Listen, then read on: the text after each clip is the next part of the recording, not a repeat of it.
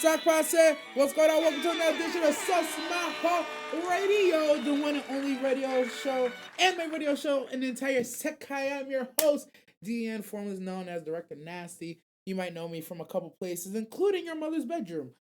In this episode, we have a very long extended just a tip. As you know, last week we skipped a lot of that and we went straight into the anime voting. We have 2 weeks of the spring anime preview special, but technically it's not a preview, it's a review because technically the first 2 weeks of the spring season already dropped, including all of Devil May Cry, including 2 episodes of Lazarus, including 2 episodes of Apothecary with the new intro. And there's so many dope things to talk about that we're just going to talk about a lot of them. Of course, we're going to hit the Waifu Goddess Isekai and the awards of the week at the end of the show, per usual.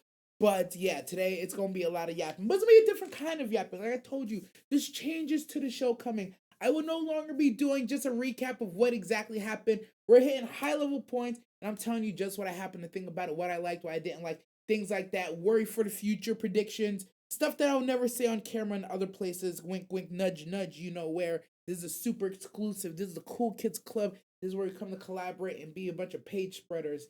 But instead of spreading pages, we're spreading the folds of your brain, finding that single cell that's still fighting for its life to bring you to me to watch this show. So with that being said, the first tip we're jumping on to is please put them on Takamine-san. I actually don't have that much to say about this show.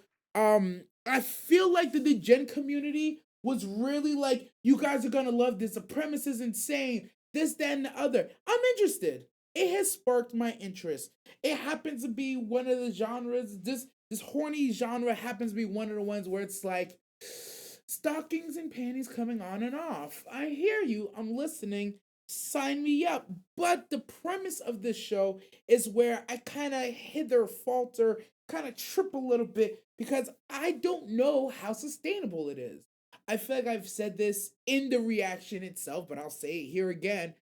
I don't know how far and how long we could go with she's gonna reset stuff and she's gonna do it by taking off her clothing. It's like, where's the level of escalation coming from? Where's the tension? What is the threat? Right now, the only threat I'm feeling is a threat that she put on the homeboy to say, if you don't be my closet, I'm gonna say that you did things to me. It's like, damn. As a man, that's kind of messed up. But as like knowing that she kind of already has a thing for him, like he was already on her radar. He was already on her radar, and she was kind of, something about him, or maybe they have some sort of shared history where I feel like she was never actually gonna do him like that. But the fact that she even went down that plot tree, it's like, okay, this girl's a bit dangerous. I do think the premise is funny and interesting. Especially because right now it seems like she resets every little thing that goes wrong. I think in this last episode they were really trying to show us what like she means, right? She's like, yeah, that was good, but that wasn't the best it could be. And they showed us what like the best would be. And objectively speaking, like I was like, yo, if that was my first time seeing it, that's how you read it. The wind perfectly blowing in your hair, X, Y, and Z, and the other. I'd be like, yeah, no, this girl's like a fucking goddess. Like, I'd be like, what in the Disney princess bullshit that I just witnessed happening? But I don't know if that's enough to sell me, bro. I feel like it's gonna have to be a mix between of that showing us what perfect looks like and a mix of showing us like, what little slice of life stupid shit would she reset. Cause I could find humor in that.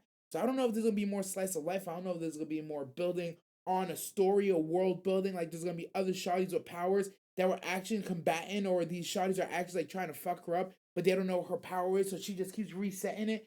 I don't know how long this could be interesting and or funny. So that's my worry with put them on Takamine-san. I do like the MC. He got some solid values. I like the fact that he's a bend don't break type of character. Well, like the Shawty's gonna impose her will on him, but he be fighting back and he be talking his shit sometimes. And there's something about a character like that that's not just gonna get ran over by a Shawty that I'm always gonna give a little bit of respect and a little bit of credit to. So good on him for that. The one thing I will say I don't like is every time she activates the fucking power, the little fucking butterfly animation that they make us watch for 45 fucking seconds. Oh my god. Oh my god. If you guys don't have the runtime, just say that. Or like if you are out of budget or there's things you want, just say that. The fucking butterfly animation Get that shit out of my face. There's no reason why every time she activates a power, I gotta watch that shit for like 50 fucking seconds. And I'm not even joking. I damn near timed it in my head one time. Beginning to end, the butterfly starts moving and the gate starts zooming in to the time that the stupid little squiggle makes a rose and it unsquiggles. 50 fucking seconds, bro. I shit you not. Two activations in the same episode is like an hour and 40 seconds of anime runtime that we could have gotten something else. If you don't have the budget, just say that. But I feel like find a better way to fill in that time. I don't know. Just don't stop showing me that shit, please. Pissing me off, man. But pissing me off. But yeah, we need a Shadi and Takamine. I think that's where we're. Honestly, I didn't consider that, but I can see that's where we're going. It should be like another Shadi. There has to be some sort of tension. Somebody needs to move this forward or like speak on behalf of this boy. I just don't know which direction we're gonna go with it. And that's why I say I'm like something needs to change. What needs to change up? I couldn't tell you, bro. I do like a new Shadi. It's just mid. Say it out loud. Right now, it is mid. Right now, if I had to give it a beginning rating, it's a 6 out of 10, bro. Like, the shock and awe doesn't really get me. I was more shocked that Crunchyroll was showing nipples than anything. The show itself, it's okay. It's solid. It's okay. That's all I can give it right now. I'm letting it cook though. I always let a show cook. If I had to rate it right now, 6 out of 10, bro. Nagatel's gonna cook. Make it more than Nagatel's gonna cook. You have ye of big optimism. Allow me to share in but a slice. She's just Kushida. No, not Kushida. She has the best aesthetics of all female MCs, and she's toxic as fuck. Now reversing time takes time. The end. Yeah, but that's bullshit. To be honest, episodes should be 12 minutes. 4 out of 10 for me. She's really Kushida. Well, to be fair, I like what you said about episodes should be 12 minutes. You notice they do a good job of making sure they break their episodes in half with like that little moment, like it's like, oh yeah, it feels already episodic in a way. So like I feel like they do like 10-minute blocks each. So I already kind of feel like they're doing a 12-minute episode. It feels like one long episode, but really it's like broken in half. Kind of like Komi-san will do like 5 or 6 of those or 3 or 4 of them in like one episode. But Komi-san breaks it up in a way you know exactly what's happening. In this one, I feel like they're breaking it up, just kind of like, haha, surprise, and then moving to the next thing. It's easier transition. So it's all right. My optimism comes from 500 plus shows on DGen. Oh, you know what? You are speaking from a greater wealth knowledge than I could ever fathom. So I will believe in the you that believes in this DGen. My hope is what I want to see more of from Takamine-san. I want to see more of him. So what I did like in the last episode was he got his little touch in. He got to hit her button, and that kind of had her. Oh, I did like that. I want to see more of him pressing her, and he don't know he's pressing her, or she's getting pressed, and it's like on accident. I do think that is one little get back, one little nice tool they could put in there that'll give it a nice little spice. Every time he puts on for her, every time she starts messing with him, he gets something in too. Cause that's what helped me with Nagatoro.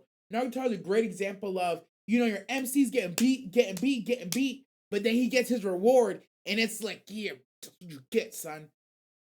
Or Chain Soldier is actually too good of an example of that because it's not gonna go that way. It's not gonna go the Chain Soldier way, but it's gonna go well. You know what I mean?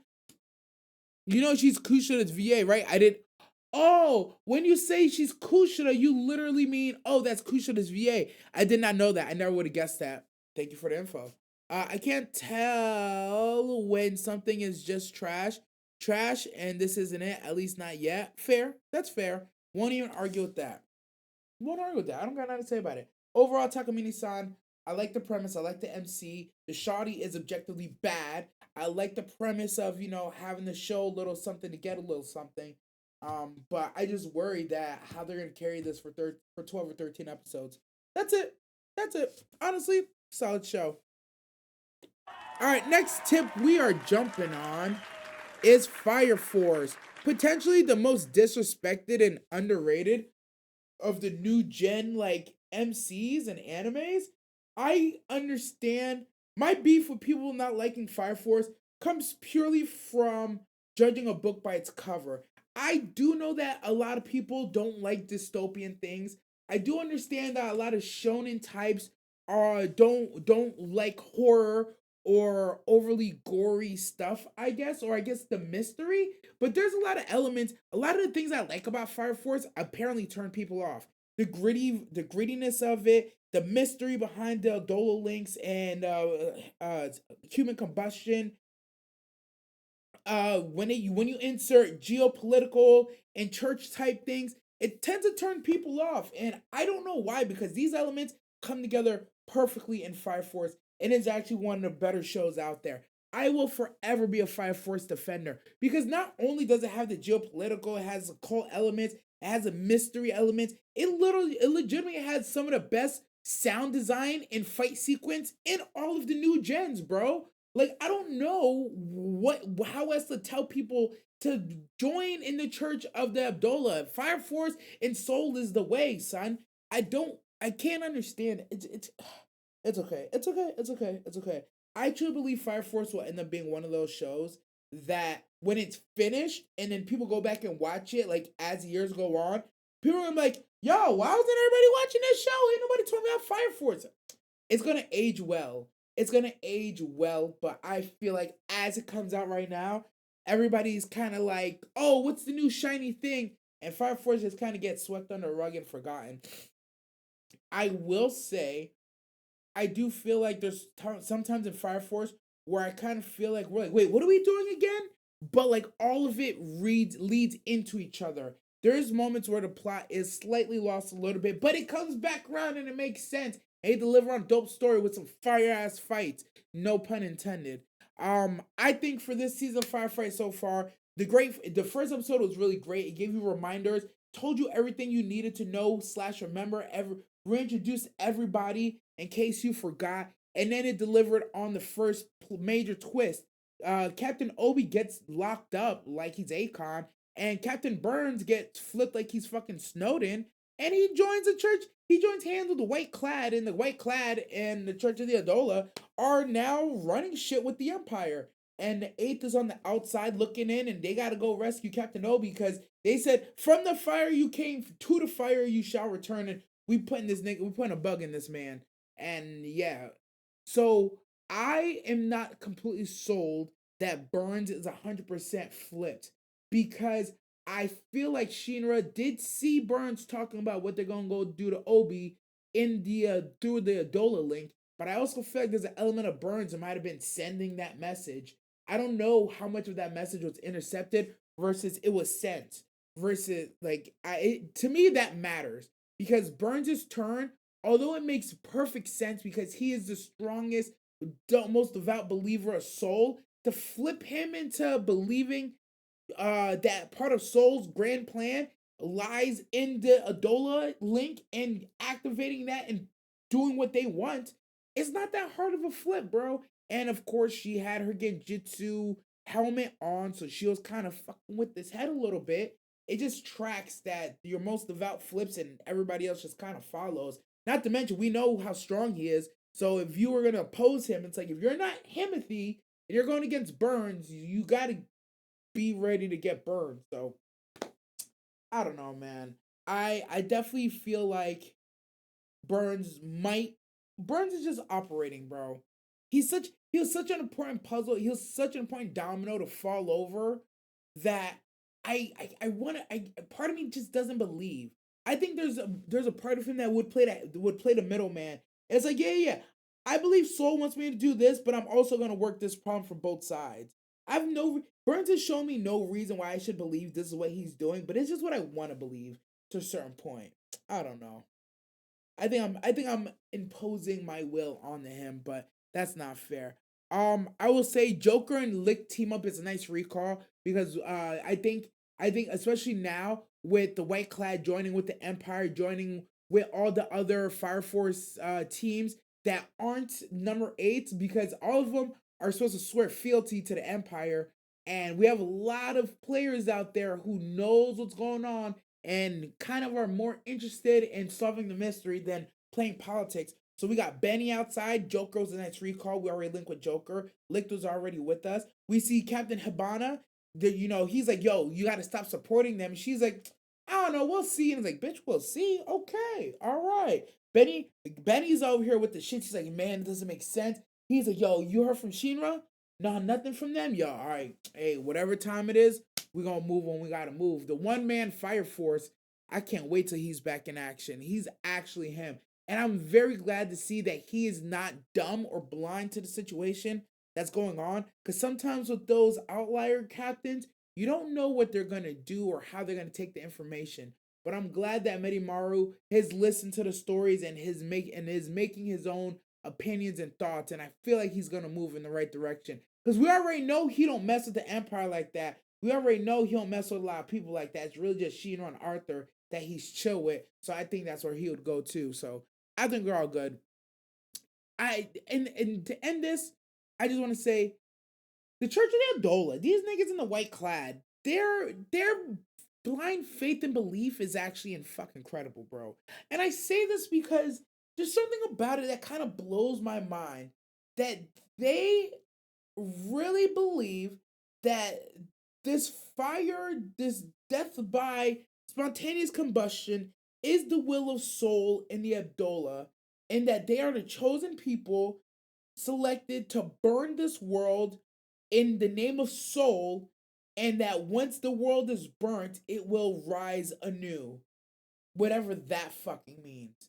None of them know what that means. They just like, if you have a Dola link, a Dola burst, you're chosen people. You're supposed to be with us. We're gonna burn this world, and whatever happens, happens. All in the name of soul. All glory to soul. I'm just like, I have trust issues. I don't know if I can achieve that much faith in any one thing.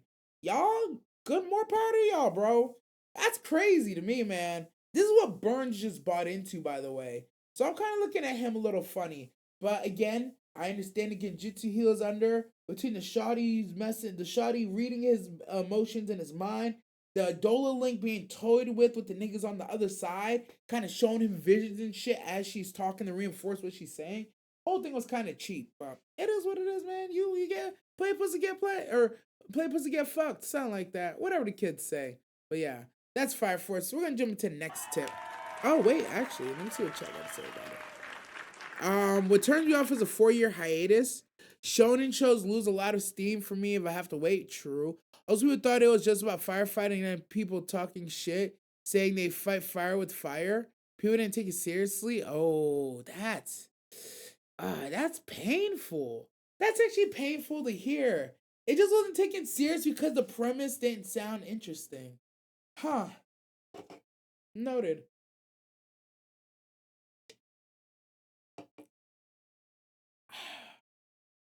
I ain't gonna lie, when you say it like that, it does sound misleading. I can see that. It does sound misleading. Fire Force? Niggas fighting fire with fire? I can hear how ridiculous it sounds. But it's one of those things like, I get that, but like, why is it the people who are, I don't know. Maybe those of us who watch Fire Force aren't doing a good enough job in preaching the gospel of the Adola. Maybe we're just not pushing hard enough. I don't know. That's a tough pill to swallow. But oh well. Next tip we're gonna jump on. We talking My Hero Vigilantes, bro. Look, I will say, if I had to compare episode 1 of My Hero Vigilantes to episode 1 of My Hero Academia regular, give me Vigilantes, bro. I ain't gonna hold you. Off rip, off the muscle, 1 episode in. Vigilantes is better My Hero. Episode 1. Pound for pound, bar for bar. Maybe it's because I've already seen My Hero. So Vigilantes, I feel like it's an offshoot, so I'm kind of familiar with what's going on. But if I'm being real with you, it's really the gritty feel that Vigilantes has that just permeates through every single scene. I feel like there's a grime on the entire lens that's projected of the anime that just gives it like this dirty feel. Like we're vigilantes and we know it. Like we're not on the right side of justice on this one. We're working in the shadows. Even the dude, the MC we're following, he's Mr. Toot, Mr. Nice.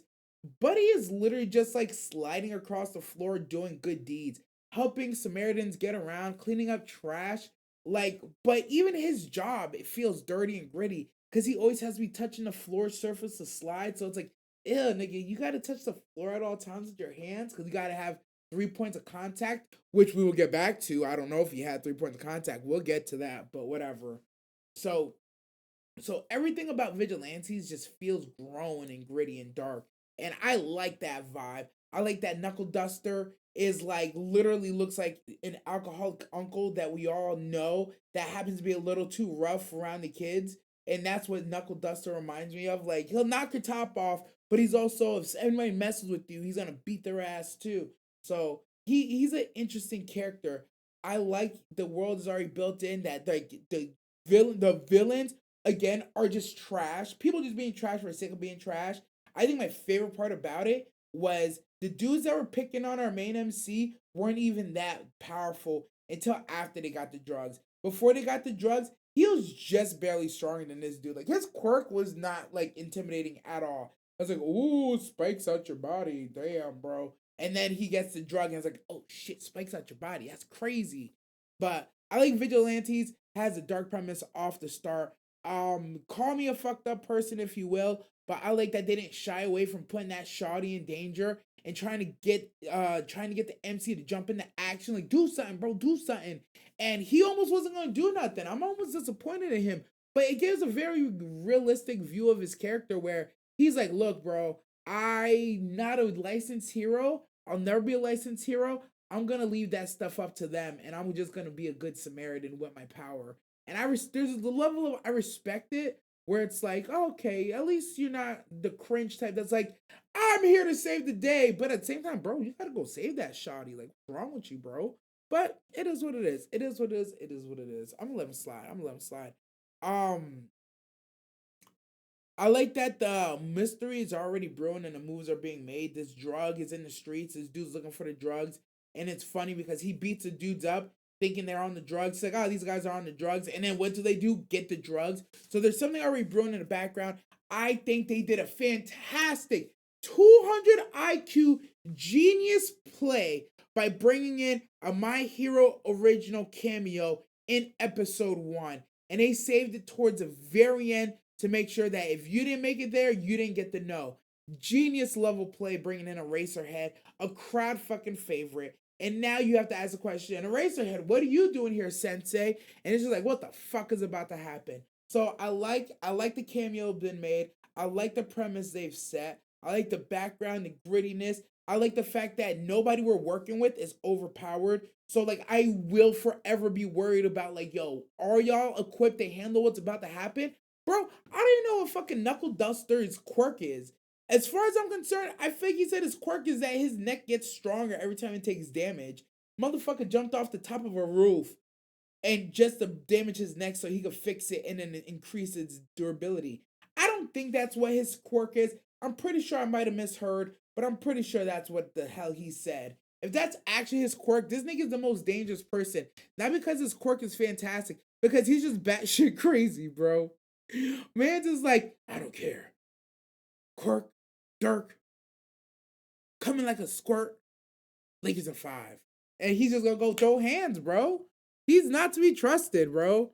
He's actually not to be trusted. He's a terrifying individual. What's going on, Chawa? Take it easy, brother Fex. It's a bunch of firebenders dead. He should have used his celestial slash. Shut up. Oh my god. This guy should use a celestial slash. But yeah. That's it for My Hero Vigilantes. We're gonna jump into the next tip. Next tip we're jumping on is To Be Hero. Look, To Be Hero did a lot of things right. First thing it did right, fast-paced start. The episode 1 was so fast-paced and overloaded me with so much information. It was almost unsettling how much they delivered. I was actually staggered a little bit with the amount of information that I was thrown at. And I was like, holy hell. And it was actually to a point where it was confusing. I struggled to understand what the hell, if what I actually saw really happened. I was like, let me get this straight. Dude was just a marketing exec, got fired. The dude he got fired for, as he's screaming about his bad luck on the roof, dude that he was working for that got fired, walks past him, walks off the building, dies, but he was a superhero. I'm like, what? And then they're like, you kind of look like him. Yeah, you're gonna make it work. You're the new him. Come here, boy. And they literally turn him into him. And the montage was fast. It was one of those moments where it's like, is this really happening? Is this believable? Oh my god, this is actually happening. What the fuck is happening? And it just kept progressing until the end of the episode. And you're like, so here we are. You are now the hero. And now we gotta do shit. And I thought it was pretty fucking good how they use his knowledge of the marketing ahead of time to like not get caught. And yeah, it was a wildly fast episode. We went from who the hell is this kid to oh my god, they're gonna turn this kid into the hero. Oh my god, this kid is the hero, and everybody just believes it. And then as they're telling the story, they do this fantastic job with the world building progression where you realize that like fans and trust equals you actually get abilities. But it's like, how does it decide what abilities do you get? Is it like how the hell does this work? You're like, wait, you actually get abilities because people trust you? It's like, do you have to like what does this happen? And they show, they don't tell. Like they tell you that's what happens, and like, oh ha ha ha ha ha. And then they literally show like his fans go up, his bodysuit glows a little bit, and it's like, oh nigga, you just got powers like as we were talking. So now you have to wonder, it's like, yo, does that mean anybody can get powers if you get enough trust? Like that's all you gotta do, and you can get granted real powers. It's like that's kind of dangerous, bro. Cause like I don't know about that world, but in our world, it's not always good people that gain a lot of trust. Sometimes bad people gain a lot of trust and get powers. Are you guys aware of that? Did you know? I'm just like, oh shit, we gotta keep an eye on that. The shock factor, it was a 10 out of 10 on this show. Having who you think is the hero literally alt F4 off themselves in your face. Oh my god. And then you're just like, so now what? We're all the character's all us. We all seen the same thing. We're like, what the hell? His manager comes out, this sexy ass bitch in her high heels and her short skirt. She's like, oh damn, he's dead. It's okay though, I found his replacement. And instantly looks, it's like, bitch, you aren't even gonna mourn? This nigga's still leaking on the goddamn steps. She don't give a goddamn. You know, goddamn. I do like they do this change in animation styles. There's an animation style when they're talking slice of life, and then when they get the action, they switch the animation style. I happen to think it's fucking dope. I think it's mad cool that we go from like what feels like a 3D blender rendering that's like not the greatest, but it's not bad. But when you get the boxing, they get in the full animation mode and it looks fucking amazing. They do their goddamn thing. And there's an element of it that makes it feel more hero-y, comic-y. What word I'm like looking for? It immerses you somehow deeper because you feel like he's really. Because in moments when they do it to MC, I feel like he's literally locking in. You know, sometimes you're gaming, you're leaning back, and then you sit forward. I feel like the times that they choose to make the animation look epic is you literally feel him sitting forward. He's like, "Oh, I gotta beat your ass," and it turns up and it's so good. It's absolutely amazing. The shocking end of episode 1 leading into the mysterious beginning of episode 2, I think was another stroke of genius. Luckily I got to watch them back to back. I didn't have to wait a week. So for me it was all that shit happens. He gets back to the crib, he looks in the bed, his girlfriend is dead. And then 5 minutes later, he wakes up, girlfriend's not dead. She's running on a treadmill, and he's just like, okay. He looks at the bed. He's like, there's no dead person here. There's no blood. She's over there. She's gonna act like what happened yesterday didn't happen. I didn't. Oh, okay, all right. My running theory right now is that oh no, that doesn't make sense. My running theory is that the girl who was playing Moon, they either somebody did kill her or the studio took her out and didn't clean her up in time. So her body was just there when he pulled up and they put in an actress, and that's why this new actress came and now she's leaving. Or he was having what's the word? He was having hallucinations because of the powers that he got. Like if your brain or your body isn't strong enough to get these powers, like it messes with you. I think he might have just seen something because there's something sinister she said when he got his powers, and she's like, why would he do that? She's like, well, soon you're gonna have to make that choice too. I was like, bitch, what? What do you mean by that? Explain that to me explicitly. Look, this show is cooking a lot at once. It looks stunning. It looks fun. It's very fast paced. I do know and realize, somebody told me, thank you, that this show is actually part of a running series. There's already been two. Unrelated, you don't have to watch it, but there's elements if you watch it that will let you know what's going on here or outline a little bit of the world building. But on its own, To Be Hero is fantastically cooking. It's cooking just fine. For the episode two, I think they built the relationship quick and they made the moments matter. I thought it was a genius use of his previous marketing once again. That, oh yeah, I wrote all your scripts for you. The world building further lets us know that yes, the trust earns you, gets you powers, but somehow those people that trust you can dictate what your power is. So, for instance, she was a travel blogger. So when she got her trust up and she got power, she was able to teleport wherever she wanted to in the world. But it turned on her because once she got with this nigga Nice, bro, everybody's like, oh, you're Nice's girlfriend. You belong with Nice. And now anywhere she tried to go, the teleport would just take her to him, which was fire because as you saw in the fight sequence, worked out fucking beautifully in that fight sequence. I thought they used it in interesting ways when she was laying down and he was laying down and she wanted to talk to him. So she opened the portal so it looked like they was right next to each other. Fucking fantastic cinematography. Honestly, top fucking tier shit, boy. Woo! That's the thing about 2B Hero X. They're also cooking cinematic. Oh man, on every level, 2B Hero X is actually cooking. Every single one.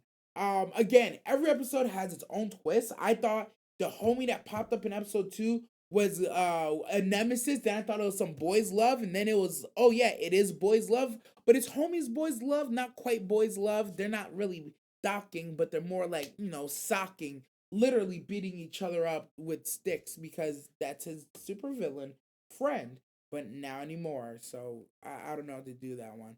But but I do like how we left it off. Shawty's out the picture, but his goals are clear. He wants to be top 10 and not number 10. So he's dedicated to playing this character, bro. He's really dedicated to playing this character. So I'm interested to see what challenge he's gonna run into. Honestly, it's looking lit. 2B Hero X is looking lit as fuck. It really gives you that coming of age. No, let me not say coming of age. It really gives you that pick yourself up by your bootstraps energy that really like I might not be enough, but I can become enough type energy. I can work my way into being the best. And because like it's not for naught. Did he have a leg up? Did he get a little bit of a cheat? Absolutely. But is he still having to work for everything that he has? Still, yes. So I like that it's a good amalgamation of the both right now with 2B Hero X. So far it's cooking. It's doing a good job. I'm thoroughly having fun with it. But yeah. Knuckle Duster might be a restart. No, honestly, I think he is.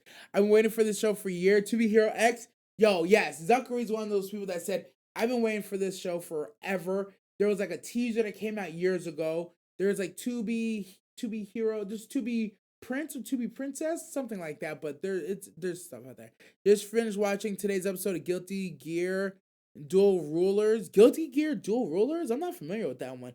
Guilty Gear, I feel like I've heard the game. I didn't know there was an anime called Guilty Gear. Oh, wait, I feel like I did know there's an anime called Guilty Gear. Maybe I just didn't know it was running. I don't know. But yeah.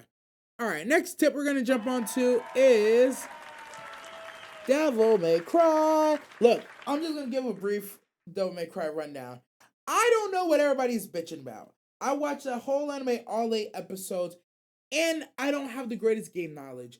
I'm here to tell you it was solid, all around good project. It was animated well, the voice acting was solid. I do think some lines of dialogue were a little bit corny or a little bit like predictable, but I wasn't overly hyped on it. The villains was dope. The antagonist, or whoever you want to call the antagonist, because sometimes I didn't know who the fuck the antagonist was at times, were all dope. I thought the powers were cool. Everything just kind of made sense. There was like one episode of backstory that was actually a wonderfully told story. No, I'm not gonna talk shit about it.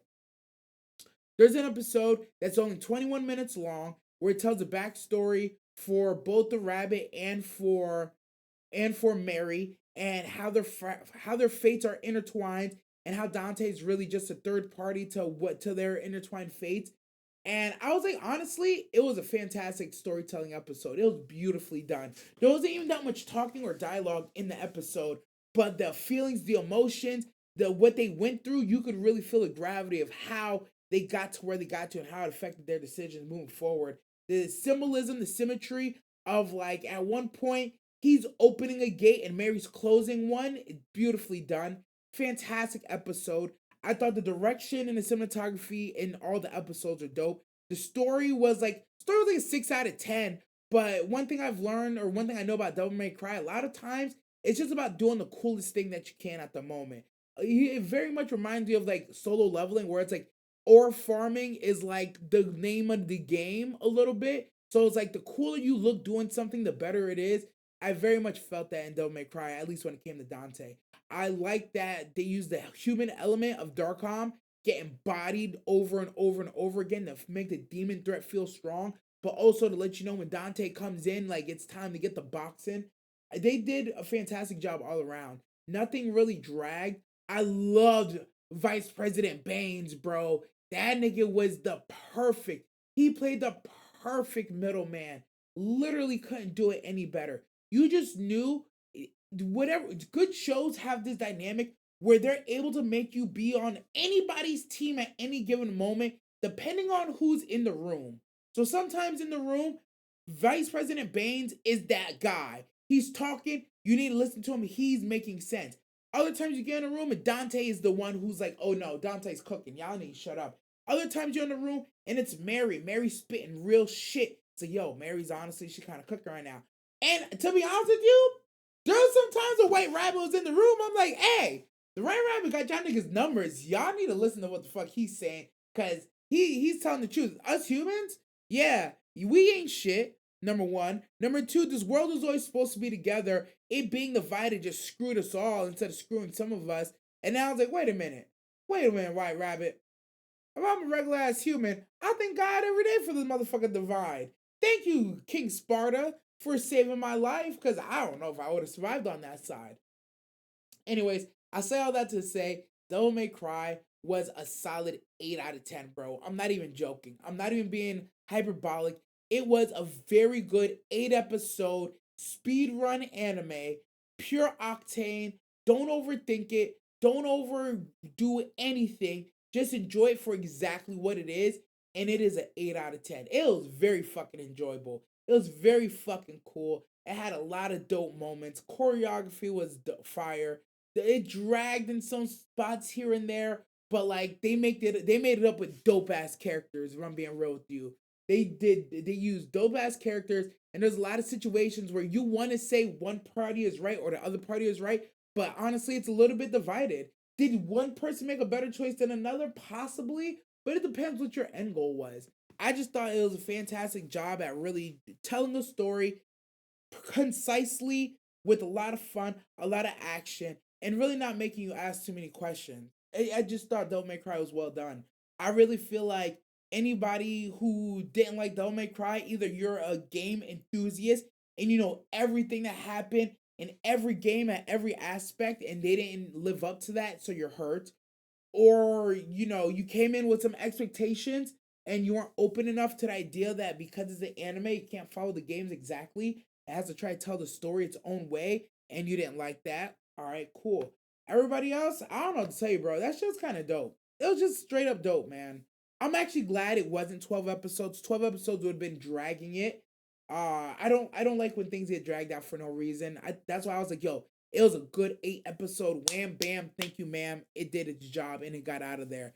Literally epitome of cool. Oh, and the soundtrack was absolutely fire. Terrible for copy shit, but fantastic if you're a fan of real of I shouldn't say real music. If you're a fan of hip hop culture, hip hop and American culture, it was a dope ass soundtrack. So yeah, Devil May Cry hit a lot of good notes in my opinion.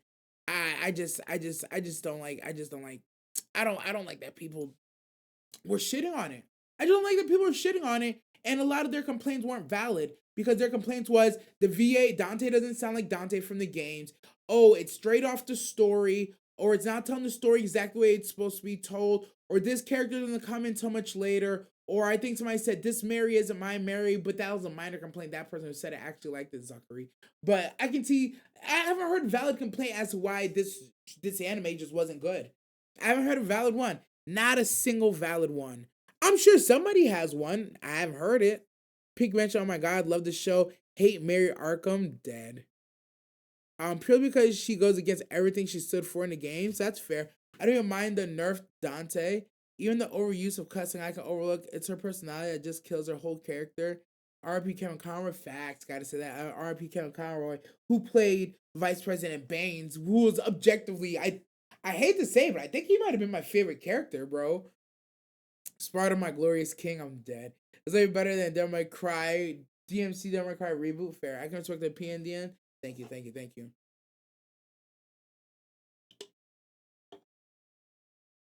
But yeah, it was cool. Lots of good plot twists, lots of good character usage and development. Devil May Cry, solid project all around. I feel like it's gonna get a lot of hate, but I just thought it was a solid project all around. But anyways, the next tip we're going to jump on to is Lazarus. Okay, with Lazarus, I'm not gonna talk too much about Lazarus. What I want to talk about Lazarus is actually only one thing and one thing only. Right? If the Hapana medicine was real, would you have taken it? And how long after it came out would you have taken it? Right? So Lazarus, the premise is, for those who don't know, a doctor makes this pill. It's a painkiller. Best painkiller ever. It's not addictive. It numbs any and all pains across your whole body. It gives you a feeling of euphoria, makes you feel good, and it's super cheap. Everybody's distributing it. Everybody's taking it. It's viewed as some sort of miracle drug that like reduces any pain that you can ever have. Everybody is using this thing. My question is, how long would you have used it? And if you did use it, how long would you have used it? Now, I think it's a placebo and the doc is lying. Honestly, I don't believe that. I believe it's maybe not placebo, but death not killing anyone. I disagree.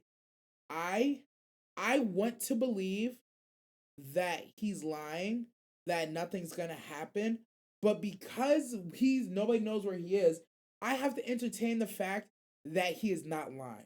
I know through my limited but vast medical and chemical knowledge that there's no way after 3 years a medicine would mutate on its own and then potentially kill you.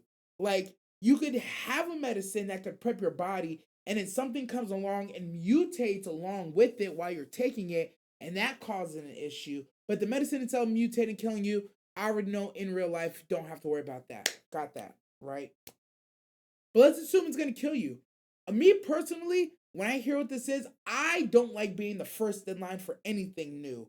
So I know for a fact I would not have taken happening, whatever it's called, happy. I'm calling happy. I would not have taken happy for the first year and a half at least.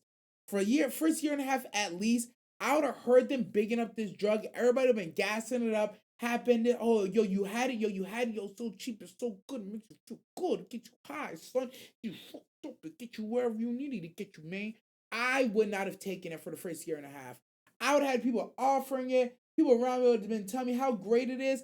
I don't like being first for anything. So first year and a half, bro, I'm just not taking it, bro. I just know I'm not taking it. People will be like, oh, DN, but we already know your life habits. We already know you're kind of in this, kind of in that. You know, you like to try things. You're experimenting yourself. You're a habitual line pusher. You say so yourself. Habitual line pusher. You're right.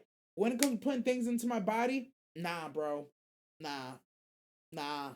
Mm-mm-mm. My whole life. I think I only had one phase in my life, maybe a couple of months, where I did not, ooh, actually, no. Considering I was obese for most of my life, when it comes to food, I did not care what went into my body. When it comes to drugs and medicine, oh, I care. I cared a whole lot my whole life. So when it comes to this one, I know for a fact I would have had this in the first year and a half.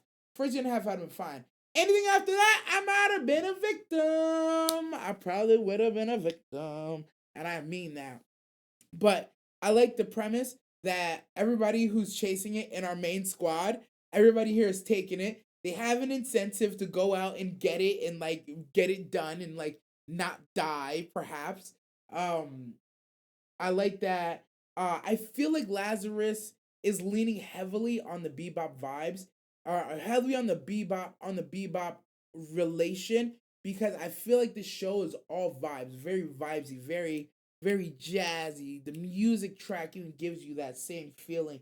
It feels like everything's just cooler than needs to be, a little slower. The cigarette drags are a little longer. The flips last a little longer. The laughs linger just a little bit in your ears. It's just a very vibesy anime. I worry that this anime, although it has a good premise, I feel like there's moments we're gonna get lost in it just being kind of vibesy and the story not progressing. And I feel like those moments is where it's gonna lose people. I feel like that's where it'll lose me. I feel like if this is only supposed to be a 12 or 13 episode anime, I'd ideally want to stay on task and make sure that we're continually moving forward. But that's not how this type of anime typically goes. The vibesy anime has detours. They have moments that are just cool for the sake of looking cool and nothing else. And that just will stay off mission because they're off mission. I feel like the second episode of Lazarus was a perfect example of this is a good episode, but we didn't really do shit in this episode. Where they were kind of like on a goose chase, trying to find somebody. They get jumped. They split sides to go do two separate things. Both teams get jumped. One gets jumped by the mob and the FBI and the DEA. The other side gets jumped by random bill debt collectors. And it's cool. It's funny. It's chaos. Things are happening. Guns are going off. And I'm liking it. The soundtrack's going crazy. But it's like at the end of the episode, it's like, did we actually learn anything? Did we actually do anything? I feel like we had something or we were going somewhere and we just kind of didn't. We just kind of stalled. So that's my only word with Lazarus. Like I said, the background story that it's cooking is interesting. The mystery slash danger, imminent demise of this drug is interesting to me, but I don't know. We'll see what happens with this one. I feel like this season of spring is bringing a lot of pessimism out of me in most of the shows that I've been talking about because I worry where they're gonna go or whatever their one thing is, like how are we getting to it. But To Be Hero X I'm not worried about. Vigilantes I'm not worried about. It's really just Lazarus and Takamine san. Those two where I'm like, yo, how much can we lean on these gimmicks to really get us there? So that's my only worry with Lazarus. But overall, I'm enjoying the first two episodes. I do look forward to the third. I want to see like what's the next lead that we have to follow because I do feel like they're gonna. I feel like they're on the verge of hitting a wall. They're really on the verge of hitting a wall. So we'll see though. We will see. But yeah, that's it for just the tip. He's on that snake oil painkiller. I'm dead. Me personally, I'm not selling it. I'm taking it. Y'all already know. I ain't move that dough, but I'll do it. Oops. I don't even move that dough. I don't even move that. I don't even move that. I don't even move that dough. I don't even move that. I don't even move that. I don't even move that dough. Yeah, and I'm gonna stick in it. Yeah, yeah, and I'm gonna flipping it. Yeah, yeah, and I need flipping it. Yeah, yeah. Ooh, I can't fuck this mango nada. Y'all not gonna stop me. Anyways, why take painkiller when you can cope? I love coping. Pure copium in my soul. All right, so that's it for just a tip. We're gonna jump straight into waifu goddess Izakai. Actually, I'm gonna take a sip of water before I do that. I'm gonna take a sip of water before I do this waifu goddess Izakai. This one, I think y'all gonna fuck with this one.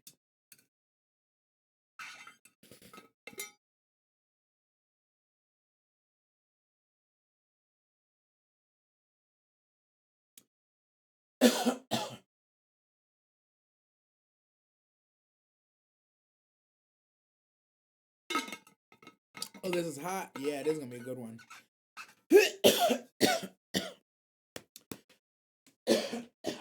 Oh my god, I'm dying. Oof.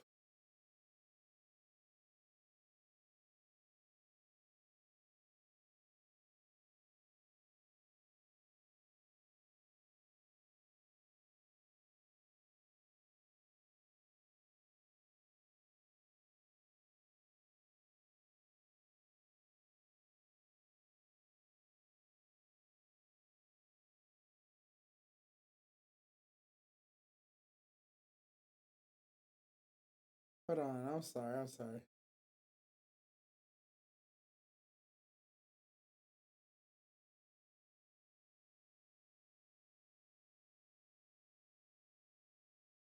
Nah, I'm dead, bro.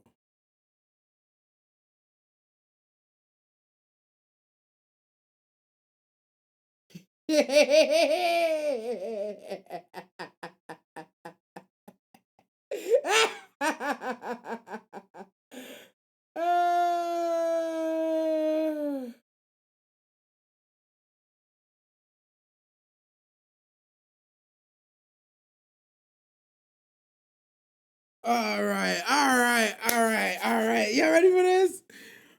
Woo! Welcome to another Waifu Goddess Izukai today. Oh Lord, today we have another 100 girlfriends special extraordinaire. It's not enough to have 100 girlfriends Waifu Goddess Izukai.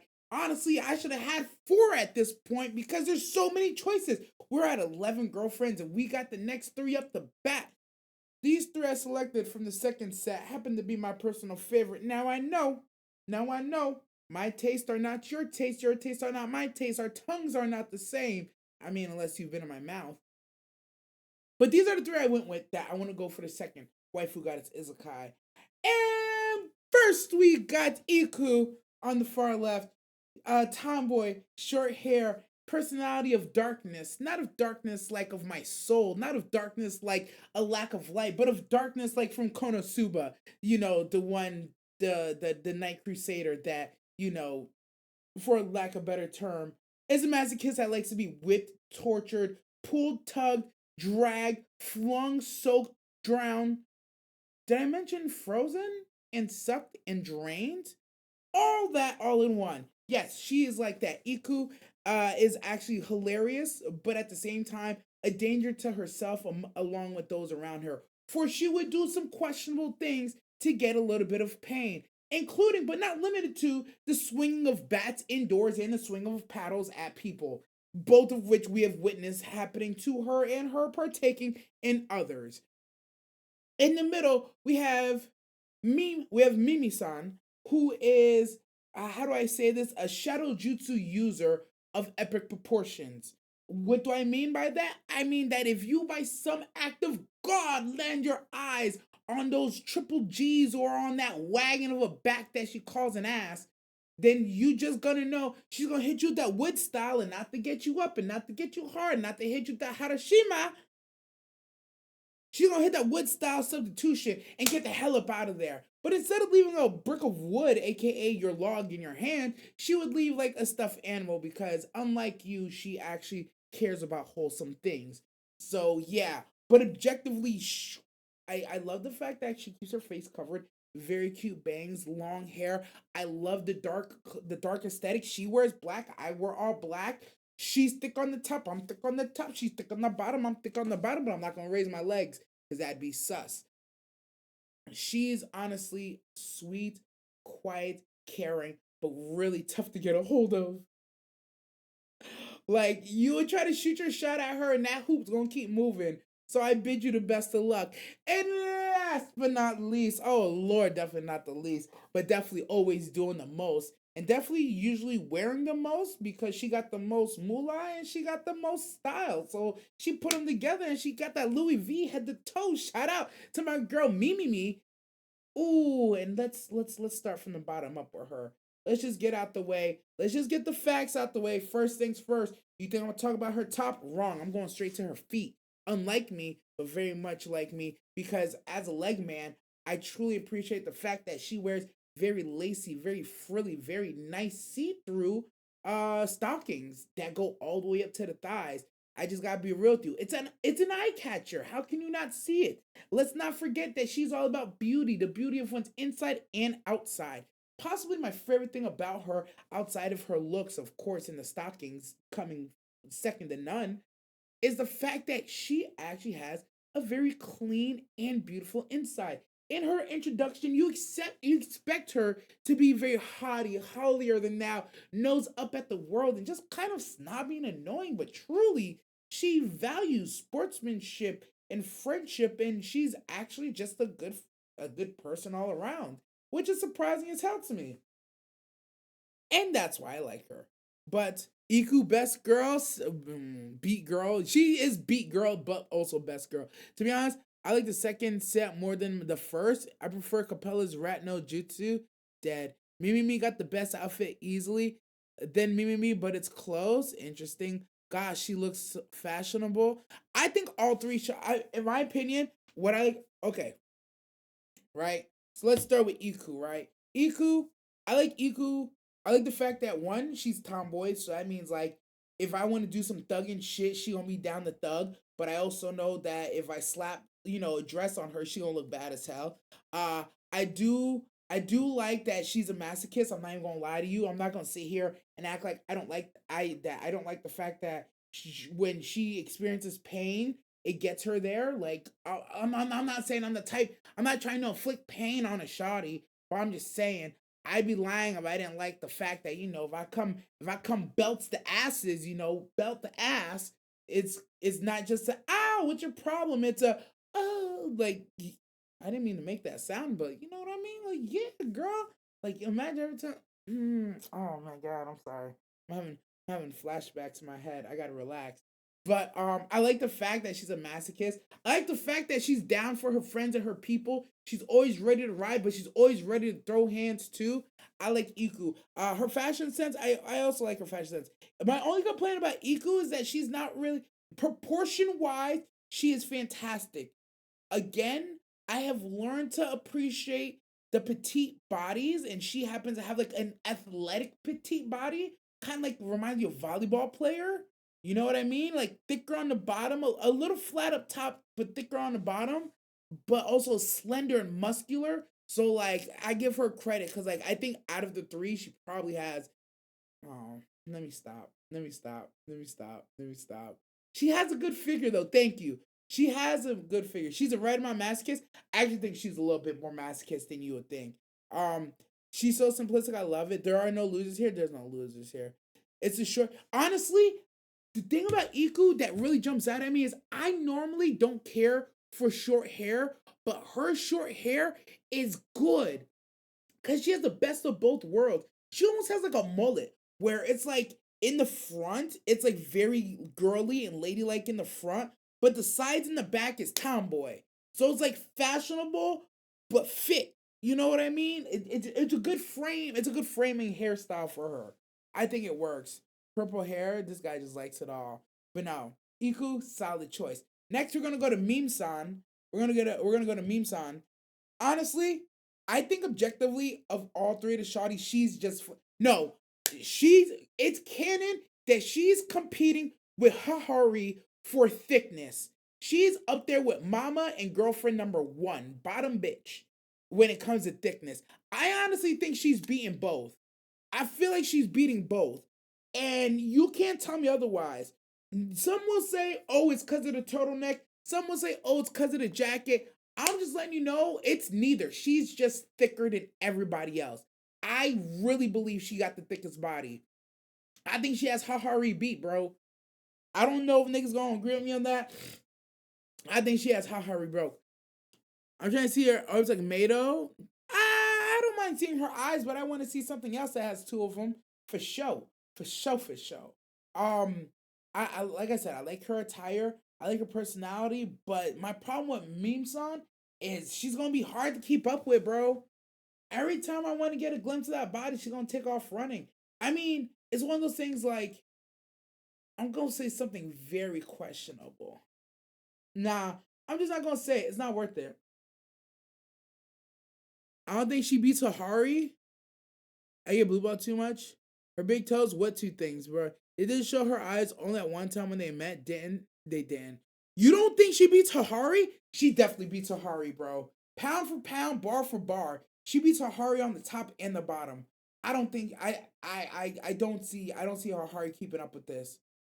Okay, okay, hear me out, hear me out. Hahari might be all around thicker, like if you include calves, thighs, waist, but like if we're just talking titties and ass, Meme Sun has titties and ass on like a smaller frame body, which is why it looks so she looks so absurdly thick. Nah, I can't even say that with confidence. I can't even say that with confidence. She's all around thicker than Hahari, bro. She beat mama and daughter, bro. We could argue about that later though. We could argue about that later. Last, when it comes to the shawty Mimi, honestly, I think she has the perfect combination of both these shawty's bodies, where she has the athletic, strong build, but she is clearly stacked on top. On bottom, she's alright, but top, stacked, bro. She's right up there with I Nano, and I Nano is literally like fourth place. I Nano is third place behind Hahari and Mama. So that puts. Oh wait, ooh, I lied. I Nano is in fourth place behind Meme-chan, Hahari, and Mama, and it's I Nano. And then I believe it is Me. So with that being said, Me fifth top five when it comes to body out of 11. There's nothing to scoff at, and I'm just talking about sheer size. I'm not even talking about like how it looks on the frame. I do like her fashion sense better. Her personality, honestly, she has superior personality too. I really like her cut G. I really do. So when I think of my waifu goddess Izakai, when it comes to these three, this one's actually hard as hell, which is part of the reason why I kind of held off so long on trying to decide the waifu goddess Izakai. Who do I want to choose out of the second set, and then who I'd want to line up. Because my real problem here is I already know who I'm going to Izakai, right? And this Izakai is not a hard Izakai because we objectively, if you're not considering this, you're not really thinking about what you want from these shawties. Right now, my Izakai is Meme Chan. Why? I'm not trying to chase her down, bro. I'm not trying to chase her down. Dead ass. Just dead ass. Everything else about her, I think she's sweet. I think she's cool. I think she has interesting backstory. I feel like we didn't get a lot of it, or we don't really know where it's cooking or where it's going. But with her, the fact that every time I'm gonna look for her, she gonna disappear. I can't do that, bro. I ain't trying to chase nothing but a bag. You know what I mean? If I gotta chase a shawty, hey, that's a little too much for me. So she gotta get Izakai, bro. She gotta go. Yup, agreed. Hahari's I cup, Meme Chan is H cup.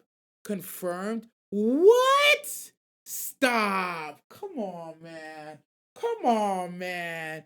We really put out manga canon on this one? That's fair. That's fair. A B C D E F G H I. Damn it. Damn it. Damn. God damn, Hahari. God damn, Hahari. Really?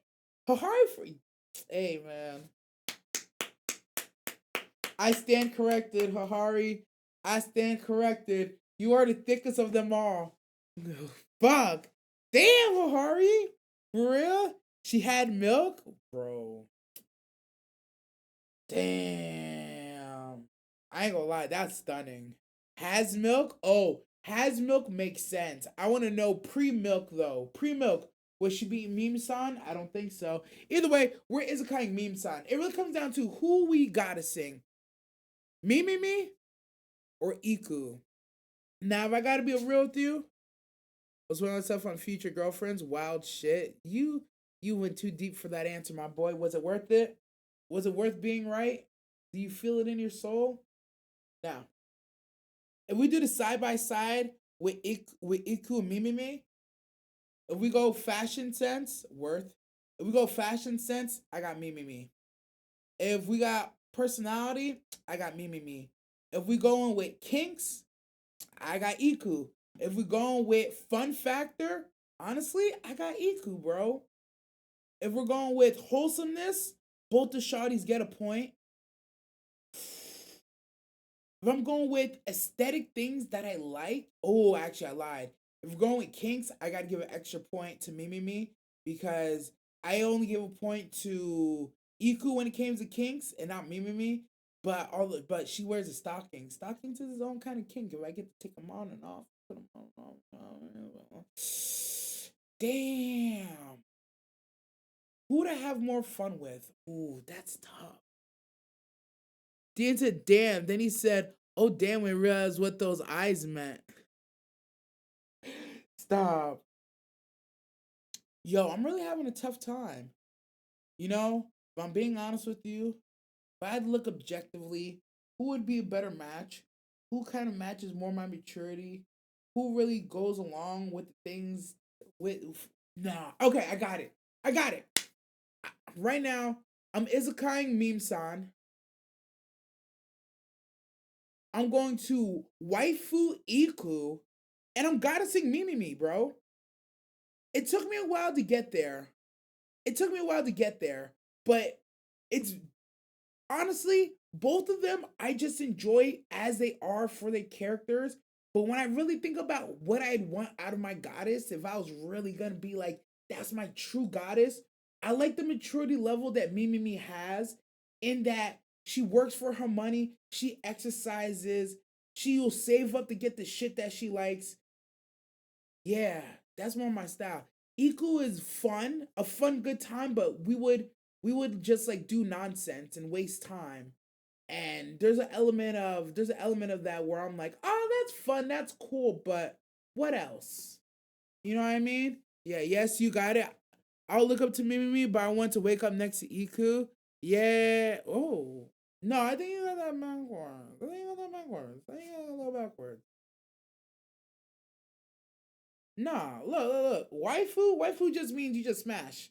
The one and done. Goddess means you look up to her, but she's also yours. That's like your goddess. That's your pedestal. She's like your ultimate. No, I'm saying it the right way? This guy. Okay, I see what you mean. I see where you're going.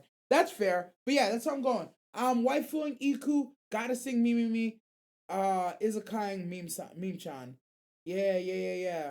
Me and Mimi be a great couple together. We'd be fantastic. We'd run the world, honestly. We'd run the world. Iku would be a fantastic side chick, though. Fantastic side chick material in Iku. Oh my god. Like, can you imagine? Woo! But let me stop. Anyways, make sure you comment down below your favorite girlfriend from 100 Girlfriends. Also, your waifu goddess Isekai from Iku, Meme San, and Mimimi. Let me know down below who you like, who you got, and what was your order and why. Make sure you tune in Monday nights on Maho Radio for more waifu goddess Isekai. I'm right behind the cam at the end. Meme Chan would disappear mid pump? Yes, she would. You know that feeling when you know someone's not the best, but you want it? It's a car. Oh God, it is me. It is a car. It's literally me. Don't say that. My feelings. My feelings. Oh no, my feelings.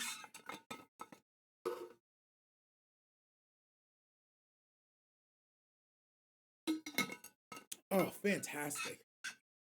All right. We're at the last part of the show at the same situation, Demon Slayer. Ah, okay. We are at the end of the show. We're here for the awards of the week, and we're coming through fast like a nutshot after 2 weeks. First award of the week, we got Romance of the Week. We're giving it to 2B Hero X. They had a fantastic romance in second episode. They did a great job with Nice and Moon. They meet. She's like, I know you're not the one I've been dating. I want out of this contract. Get me the fuck up out of here. I'll alt F4. I'll delete. I'll take you out. I'll do whatever it takes. I don't want to be here. And slowly but surely, as they're locked in for a month, he slowly chips away at her by just being a good person, but also from his introspective knowledge from editing hours and hours of her interviews and tapes, which is kind of intrusive the more that I think about it. But me personally, the personality that she has outside of Moon, I loved it. I thought it was dope. Her Moon personality is kind of cool. The power was fire. I thought they had a fantastic job with the swing set moment where he literally built her a swing set as they're talking about what they hate about the job. I love the things he did and he talked about trying to get close to her. I like that a lot of their interactions while they're locked up seemed genuine. And there was an element of he already liked her. He's like, yo, girl, I already liked you. So this is easy for me. I just got to be there for you. in this moment of need. All right, cool. I like that nothing he did sounded cringe or felt cringe, and it was all kind of dope. I love the fact that he found a solution that works for him and for her. He's like, oh, I like this girl, but she clearly doesn't want to do this gig. She does not want me. She doesn't want to be here with me. She didn't want to be with him. So that's cool. I'm going to come with something that helps both of us. And I thought that was the most admirable thing that he could do. And not only did he find out a situation, he got it to work and got her away and basically saved her life. Because as far as I'm concerned, she was already, yes, they got locked in together for 30 days, but she was already a prisoner for 3 years, as far as I was concerned. But it's one of those things like you should have been brave enough to walk away and just take the hate on one hand, but on the other hand, it's like, why should you have to do that? Why can't people just not wish this on you? But it is what it is. I thought it was well woven story between them. It was, people say, oh, it wasn't that romantic. I thought it was hella fuck romantic. Like dead ass. I thought it was hella fuck romantic. But that's just me, man. I felt the vibes. I honestly didn't think she was gonna leave him, but I do feel like she gave him an invite. She gave him like, so what are you gonna do? It's like, and he was like, oh. And she was like, oh, that's right. You told me what you're gonna do. You want to be top 10. And right when it said it, the news, right when she asked, what do you want to do? The news announced what he was going for top 10. And she's like, oh, so there is no me and you. Your decision's made. She's like, all right, that's cool. I wish you the best of luck. I hope she comes back to him, or I hope he comes back to her, or whichever way it looks like. I want them together.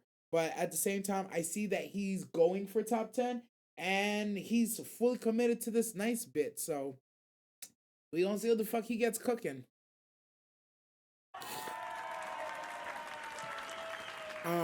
Mystery and Shinobu. Oh, Mystery is directly better, but damn it, let me have Shinobu. I'm dead. I see what you mean. All right, the next award of the week is funniest moment. Oh, I put this in right. I put this in the wrong place. Did I close the wrong thing? Oh, I did close the wrong thing.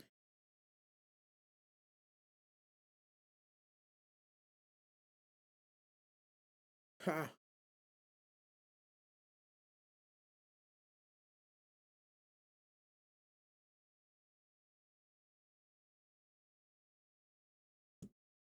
Funniest moment. Ah. Funniest moment.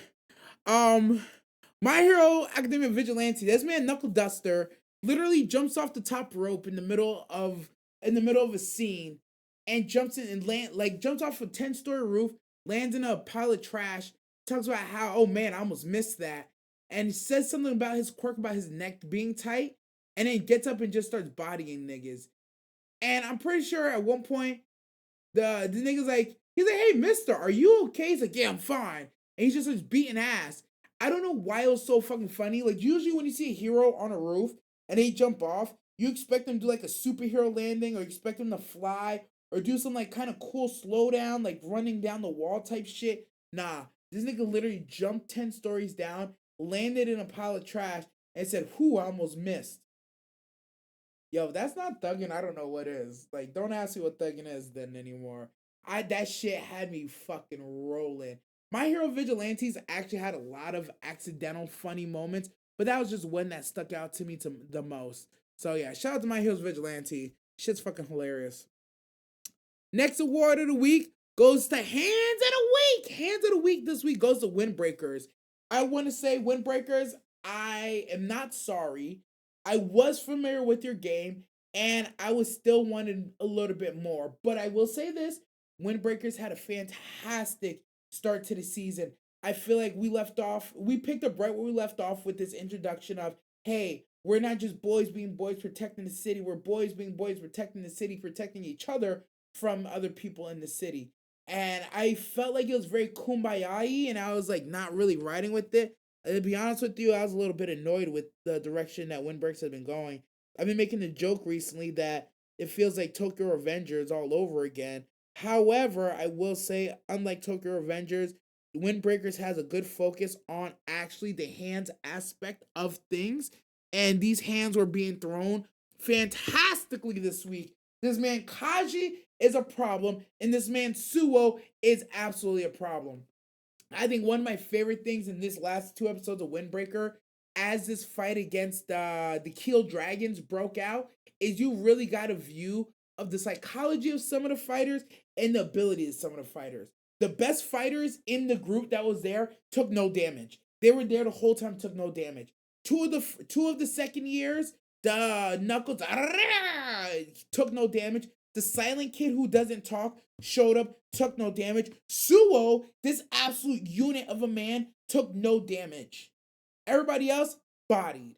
Now I thought it was interesting that I thought it was interesting Sakura, all the five captains were, they was talking their shit, they pulled up, but none of them were able to really close the gap.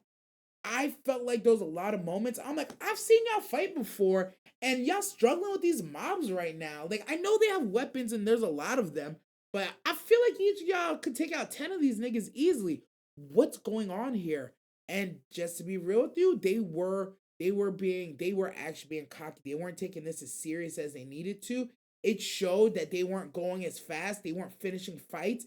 They were very much just like in the moment, being angry, upset, talking about this is my ninja way type shit instead of just being about the action. That's why I love when the second years pulled up and turned the tide, just the three of them, in a snap of a finger off of pure aura and pure just like a nigga, I'm all might, I'm here type energy. I'm like, this is that shit y'all niggas were supposed to walk in here with. Sakura looking at you, Baji looking at you, bro. I'm like, y'all talking all this game and y'all came with like zero aura around you. You came ready to run pockets, and these niggas weren't even scared of y'all. These niggas are all fighting out of fear. They're not even committed to this bit. And y'all couldn't break their spirits for real? I was looking at y'all kind of funny. But I love that Windbreakers covered it in the show immediately. So that anything you're feeling, anything you're saying, like, no, you're right. They didn't take this serious enough. They weren't moving with a sense of urgency. A lot of people are getting hurt because they're not finishing fights, because they're being blinded by anger. And even these captains that just came out, the Windworks, the Woodwinds, to jump them, aren't that serious. End this fight. The only person who legitimately had a hand tied behind the back was Suo. And even Suo, I'm looking at him kind of funny because he was like, oh, I could just easily defend Neri from here. Neri got away, got jumped. He was trying to do some work and he took it out on somebody. But at the end of the day, Suo, you knew you could have finished that dude sooner. They should have been dispatched with the utmost urgency, bro. I'm never one to draw out a fight, and I feel like they're drawing out the fight, especially that WWE nigga. He knew it. He's like, I'm doing it again. I'm doing that thing where I just get into the moment. I'm just like, I'm just no, throw hands, nigga. Fuck wrong with you? All right, Joe Smeo, they're pissing me off, but the hands were immaculate. Shout out to Kaji coming through and taking down the leader. He did take some damage. That dude was a little bit crazier than the rest of them and swung his bat a little bit better. So yeah, Kaji took some damage against the boss. It is what it is. But I'm not looking down on Kaji because when it came down to it, Kaji handled business quicker than anybody else would have, just expeditiously. So I like that this episode was pure hands to start to finish. I like that the psychology and philosophies of why people fight and ending fights quick was really a big thing. And that the best thing you could do is be such a strong pillar of your team that they feel free to fight. Like you should be able to dispatch anybody in front of you so that everyone around you can fight freely. Your job is to like prevent exactly what Sakura started doing towards the end. Like people were about to get snuck and he started preventing it and was getting there in time. That is your role. Your role is to facilitate everybody else's fights easier and to handle any big threats that come expeditiously. And they just weren't doing that. But I understand with the first years, there's a lack of experience that persists there. And that's why I kind of just let them cook. I let them live. I didn't say too much about it. For the regular mobs, that is. For Sakura, the WWE dude, the other, for Suo, like for them, for Baji, I was like, come on, bro. I was like, y'all knew better. Y'all should have handled these things that jumped y'all out the woods easily. And of course, eventually it happened. But it's like a lot of people went down while y'all was playing around. But the hands are immaculate. They're real good. I look forward to Suo's backstory again because Buddy is low key the best fighter around. One of the, if not the best fighter. I'm just gonna say, I fully expect him to be able to keep up with 30 years. No doubt in my mind. 30 years and second years, I expect Suo to easily be able to keep up with them. But again, that's to be seen until we get more of his backstory because he is looking real disrespectful. That's just me though. That's literally just me though. The wrestling dude is slow fighter. I won't hold him. He's mad slow, bro.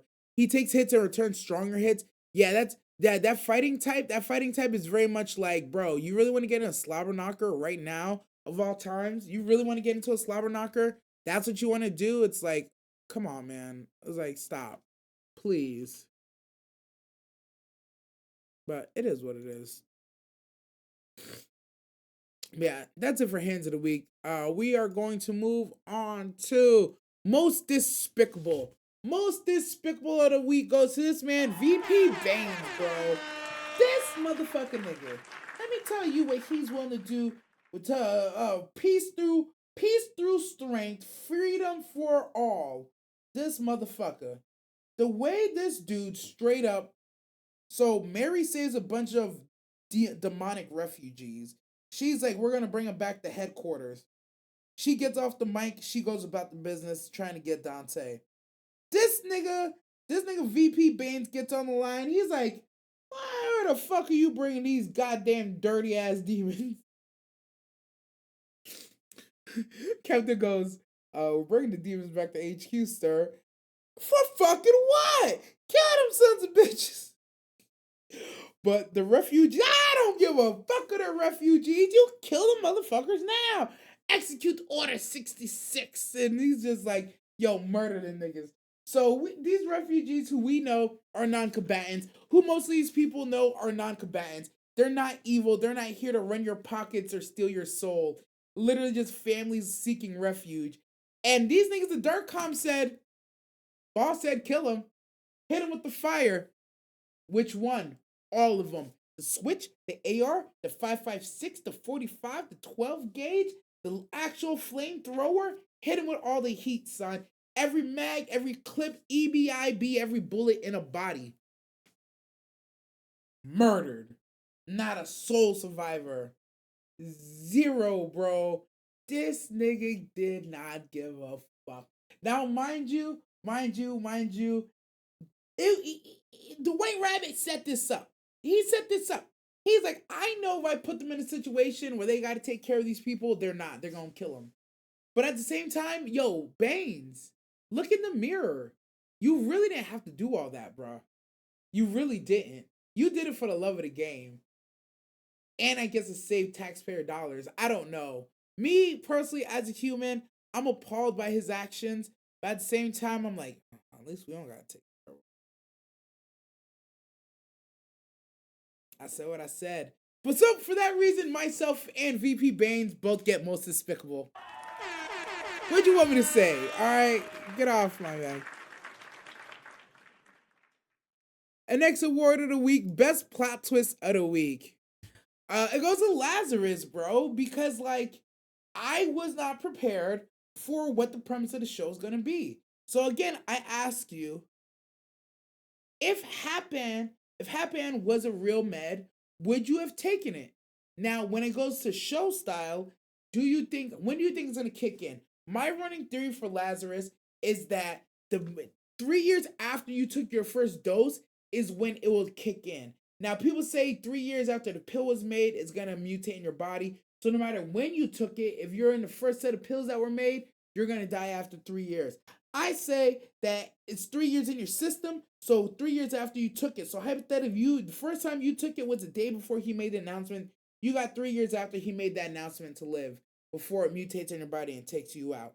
So for me, the question becomes, what do you guys think? Do you think it kicks in from the inception that you took it? Do you think it meant 3 years from inception that the pills were first made? Like, what's the number on that? I think it's a good plot twist, knowing that most of the general population will probably be dead in 30 days, according to this show. I don't know what to do. I don't know what else they're gonna show us in this show. I do feel like the impending doom that's coming in 30 days will lead to a lot of chaos in this show. So I'm excited to see how they're going to depict that chaos and how they're going to handle it.